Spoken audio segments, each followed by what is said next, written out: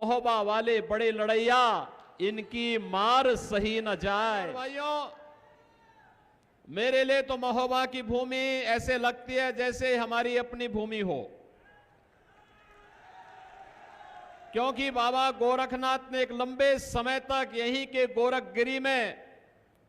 तपस्या की थी और आला उदल को अमरता का वरदान इसी धरती पर प्राप्त हुआ था। और इसीलिए भारतीय जनता पार्टी की हमारी सरकार गोरखगिरी के पर्यटन विकास की संभावना को एक नई ऊंचाई तक पहुंचाने का काम कर रही है। बहनों और भाइयों, जब भी मैं बुंदेलखंड आता हूं, मेरे मन में लगता है कि वास्तव में बुंदेलखंड के साथ पिछली सरकारों ने कितना बड़ा अन्याय किया, कितना प्राकृतिक संसाधनों से भरपूर, यहां नदी है, यहां नाले हैं, यहां खनन है, यहां पर्यटन की संभावनाएं हैं, लेकिन कांग्रेस और समाजवादी पार्टी की सरकारों ने यहां पर माफिया तो पैदा किए थे, कोई खनन माफिया, कोई भू माफिया, कोई जंगल माफिया, कोई जंगल के डकैत, लेकिन यहां की जनता के साथ यहां के विकास को अवरुद्ध करके यहां की जनता का उन्होंने शोषण किया है। उनके विकास के लिए कोई कार्य योजना नहीं बना पाए। और बहनों और भाइयों, महोबा के बारे में तो कहना ही क्या है। महोबा के बारे में कहा जाता है, महोबा वाले बड़े लड़ैया, इनकी मार सही न जाए। और बहनों और भाइयों, मैं नहीं समझ पाया कि आखिर आपने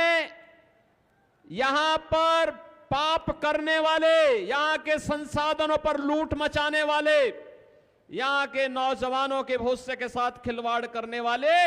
और यहां की बेटी और यहां की व्यापारियों की सुरक्षा के साथ खिलवाड़ करने वाले इन माफियाओं पर अपनी वोट की मार क्यों नहीं दी, यही तो मैं कहने के लिए आज आपके पास फिर से आया हूं। यद्यपि 2014 में आपने निर्णय लिया, मोदी जी को अपना समर्थन दिया, भारतीय जनता पार्टी की केंद्र में सरकार बनी और देश के अंदर परिवर्तन होता हुआ दिखाई दिया। आपके आशीर्वाद से मोदी जी के नेतृत्व में 2017 में भारतीय जनता पार्टी की सरकार प्रदेश में बनी। और जब मैं बुंदेलखंड के अपने पहले दौरे पर आया था, मेरे साथ हमारे जल शक्ति मंत्री श्री स्वतंत्र देव सिंह भी थे और तब यही पुष्पेंद्र चंदेल मुझे मिले थे, तब यही राकेश गोस्वामी मुझे मिले थे, यही गंगाचरण राजपूत मुझे मिले थे, यही रामकेश निषाद हमारा जिलाध्यक्ष था और यही सब लोग उस समय मुझे कहे थे कि बुंदेलखंड के लिए कुछ होगा। हमने कहा बुंदेलखंड के लिए वह करूंगा जो आने वाली पीढ़ियां याद करेंगी। और बहनों और भाइयों,